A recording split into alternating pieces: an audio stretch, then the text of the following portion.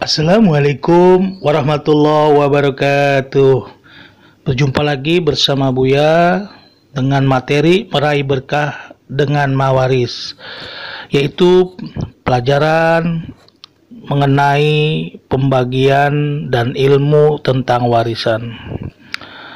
Perlu kita ketahui, apabila warisan ini tidak diatur dengan baik, maka akan terjadi banyak masalah yang di luar daripada syariat agama Islam. Banyak sekali kejadian tentang perebutan warisan ini. Yuk kita saksikan dulu contoh kasus-kasusnya. Pemirsa, 3 hari pasca temuan 4 kerangka tengkorak di Desa Pasinggangan, Kecamatan Banyumas, Jawa Tengah, Polres Banyumas menetapkan 1 keluarga sebagai tersangka pembunuhan tersebut. Ironisnya, kasus pembunuhan yang dilakukan pada tahun 2014 ini hanya berlatar belakang perebutan tanah warisan keluarga. 4 orang tersangka dari satu keluarga, yakni Minah, Saniah, Irfan, dan Putra, digelandang tim Rasmo Polres Banyumas, Jawa Tengah. Polisi menetapkan keempatnya sebagai tersangka atas kasus pembunuhan terhadap kakak, adik, dan sepupunya sendiri yang dilakukan pada 9 Oktober 2014. Pihak Polres Banyumas menyatakan para korban dibunuh dengan cara dipukul dengan besi dan tabung LPG. Ya, demikian. Untuk lebih jelasnya lagi, teman saya akan menjelaskan. Silakan, Ustadz. Alhamdulillah, di sini kita diberi kesempatan untuk sama-sama belajar kembali tentang ilmu mawaris, dan supaya kejadian-kejadian tadi tidak terulang di masa depan, terutama dalam kehidupan kita yang mempelajari ini. Baik, peta konsep kita. Yang pertama, hukum dasar mawaris. Yang kedua, ketentuan-ketentuan mawaris. Ketiga, pembagian warisan menurut syariat Islam. Keempat, manfaat hukum waris. Dan kesimpulan. Pengertian mawaris terlebih dahulu, yaitu serangkaian kejadian mengenai pengalihan kepemilikan harta benda dan yang meninggalkan dunia kepada ahli waris, baik berupa uang, tanah, atau apa saja yang berupa hak milik legal secara syar'i. Dalam bahasa Arab, al-miras, yang artinya berpindahnya sesuatu dari seseorang kepada orang lain, atau dari satu kaum kepada kaum yang lain. Dan di dalam hadis Nabi, warisan juga bentuknya adalah ulama, ya. Di dalam hadis Nabi, sesungguhnya ulama itu adalah pewaris para nabi. Ada 3 unsur terwujudnya warisan. Yang pertama, pewaris, orang yang meninggal dunia dan meninggalkan harta warisan. Harta waris, harta yang ditinggalkan oleh pewaris kepada ahli waris. Kemudian ahli waris, satu atau beberapa orang keluarga yang masih hidup yang berhak mendapatkan harta warisan. Dasar hukum waris di dalam Al-Quran, surah An-Nisa ayat yang ke-7, fardu, ya, yang artinya bagi laki-laki ada hak bagian dari harta peninggalan kedua orang tua dan kerabatnya, dan bagi perempuan ada hak bagian pula dari harta peninggalan kedua orang tua dan kerabatnya, baik sedikit atau banyak menurut bagian yang telah ditetapkan. Di dalam hadis fardu kifayah, Nabi SAW bersabda, ilmu itu ada 3, sedangkan selebihnya hanyalah keutamaan, yaitu ayah muhkamah, sunnah yang tegak, dan faraid yang adil.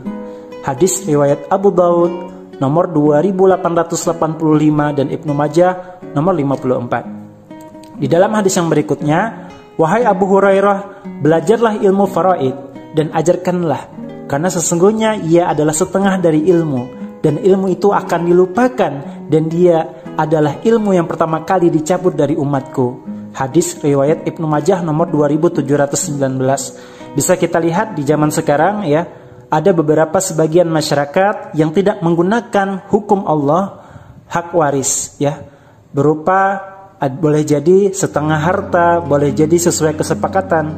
Padahal Allah sudah memberikan hukum syariah bagaimana pembagian yang adil, ya, yang kalau tidak menggunakan hukum ini tentunya akan banyak masalah, sebagaimana contoh yang tadi. Berikutnya, hukum kewarisan di Indonesia. Hukum kewarisan Islam di Indonesia merujuk ketentuan dalam kompilasi hukum Islam KHI Mulai pasal 171 diatur tentang pengertian pewaris, harta warisan dan ahli waris. Kompilasi hukum Islam merupakan kesepakatan para ulama dan perguruan tinggi berdasarkan Inpres nomor 1 tahun 1991. Syarat mendapatkan warisan. Tentunya yang pertama, tidak adanya salah satu penghalang untuk mendapatkan warisan, hijab ya, penghalang. Yang kedua, kematian orang yang diwarisi. Dan yang ketiga, ahli waris masih hidup. Nah, berikut skema waris ahli waris yang tidak terhijab dan terhijab atau terhalang. Ibu, ayah ya. Misalnya si mayit punya ibu dan punya ayah. Oke, suami, istri, anak perempuan, anak laki-laki, ibu dan ayah tidak terhijab ya. Akan tetapi jikalau ada ibu, maka terhijablah nenek. Jikalau ada ayah, terhijablah kakek dan nenek, dan seterusnya. Ini tanda terhijab ya. Misalnya anak perempuan, anak laki-laki ya. Anak laki-laki tidak ada, maka cucu dapat. Tapi kalau anak laki-laki masih ada, cucu tidak dapat, dan seterusnya. Nah, ini adalah para hijab-hijab yang bukan hijabers ya, penghijab ya. Masih ada ayah, yang lain ini tidak akan dapat, dan seterusnya. Sebab menerima warisan, yang pertama nasab atau keturunan. Tadi bisa kita sebutkan ya, keturunan. Nah, ini ya, anak perempuan ya, anak laki-laki dan seterusnya ke bawah. Kemudian pernikahan ya. Tadi ada istri, suami dan seterusnya. Dan wala. Apa itu wala? Orang yang membebaskan budak. Nanti kita lihat bagaimana caranya ya. Yang tidak mendapatkan warisan. Nah, sebagaimana kasus tadi ya. Yang pertama adalah kekafiran. Siapa yang murtad dalam Islam, anak misalnya, si anak tidak akan mewarisi harta ayahnya, dan begitu juga sebaliknya. Kemudian perbudakan. Nah, zaman dulu ya, sistem budak, siapapun yang menjadi budak tidak akan mewarisi ayahnya lagi. Kemudian pembunuhan. Nah, kasus yang tadi, semua yang ikut terlibat dalam pembunuhan tidak mendapatkan sepeser pun harta warisan. Berikutnya perzinahan. Kenapa perzinahan tidak mendapatkan warisan? Anak zina tidak berhak mewarisi harta ayahnya.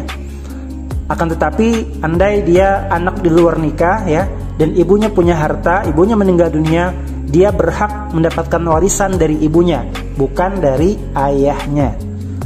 Berikutnya li'an. Apa itu li'an? Mengutuk ya.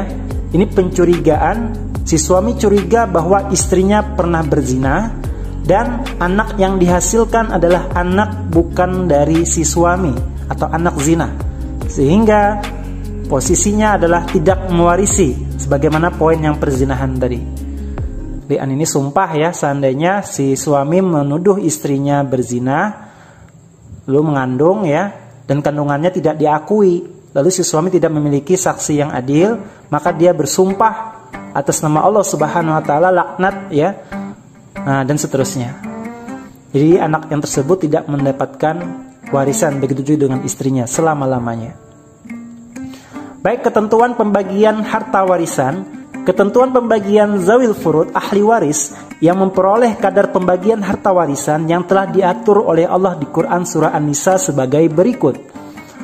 Setengah ya, kita kenal dengan ashabul furud ya, mendapatkan setengah dari harta waris.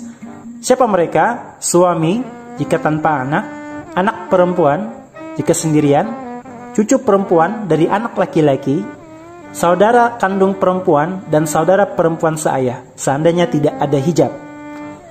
Berikutnya 1/4 dari harta peninggalan. Siapa mereka?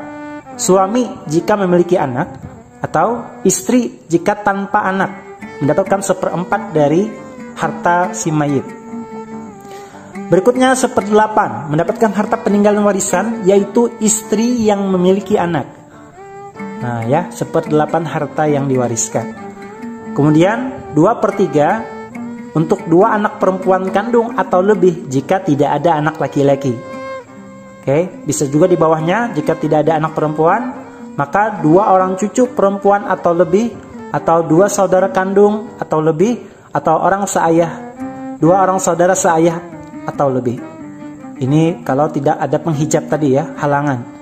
Berikutnya ibu mendapatkan 1/3, atau jika tidak penghijab, dua saudara laki-laki atau perempuan seibu. Kemudian 1/6 ayah, kakek ya, bapak dari ayah, ibu dari ayah. Nah, jika tidak ada penghalang penghijab, yang mendapatkan cucu perempuan keturunan anak laki-laki, saudara perempuan seayah, nenek ibu dari ayah, saudara laki-laki dan perempuan seibu, jika tidak ada hijab sebagaimana skema yang tadi kita pelajari. Baik, berikutnya pembagian as-sobah, yakni ahli waris yang tidak memperoleh bagian tertentu, tetapi mereka berhak mendapatkan seluruh harta warisan jika tidak ada ahli waris zawil furud sama sekali, sebagaimana tadi yang kita sampaikan. Jika ada ahli waris zawil furud, berhak atas sisanya, dan apabila tidak ada sisa sama sekali, tidak mendapatkan bagian apapun. Ini terbagi menjadi dua ya, ada ashabah bin nasab, ada ashabah bis sabab ya. Ashabah bin nasab terbagi 3, ashabah bin nafsi, ini contohnya. Ashabah bin ghair, ini contohnya. Ashabah mal ghair, dan ini contohnya. Ashabah bis sabab, ini ashabah yang mendapatkan karena orang yang membebaskan budak. Begini contohnya. Baik. Manfaat hukum waris. Terciptanya ketentraman hidup. Tentu ya, karena apa yang Allah perintahkan pasti memiliki manfaat, dan apa yang Allah larang pasti memiliki mudarat. Suasana kekeluargaan yang harmonis, menciptakan keadilan, mencegah konflik pertikaian. Berikut soal tentang menghitung harta waris. Jika suami sebagai waris meninggalkan istri, ibu, 1 anak perempuan dan 1 anak laki-laki dengan harta warisan 720 juta, berapa warisan masing-masing? 1 orang istri 1/8 karena memiliki anak, ibu 1/6 karena memiliki anak, dan sisanya ashabah mal ghairi. Sisa perhitungan dari istri dan ibu nanti dikurangkan untuk anak, dan ingat bagian laki-laki 2 kali lipat dari bagian perempuan. Kita kalikan 1/8 kali seluruh harta 720 juta dan 1/6. Oke, jumlahkan dan kita kurangkan dengan yang ada. Tersisalah 510 juta. Dengan ketentuan anak laki-laki 2 dan perempuan 1, maka penyebutnya adalah 3 ya. Anak perempuan dapat jatah 2/3, perempuan dapat 1/3, kalikan sisa perhitungan harta setelah istri dan ibu, dan hasilnya sebagai berikut. Berikut kesimpulan dari perhitungannya. Demikian pembahasan kita tentang mawaris, mencari berkah dengan ilmu mawaris. Mudah-mudahan apa yang disampaikan oleh teman saya dapat bermanfaat dan untuk kita praktekkan nanti suatu saat. Subhanakallahumma wa bihamdika wa asyhadu an la ilaha illa anta astaghfiruka wa atubu ilaik. Wassalamualaikum warahmatullahi wabarakatuh.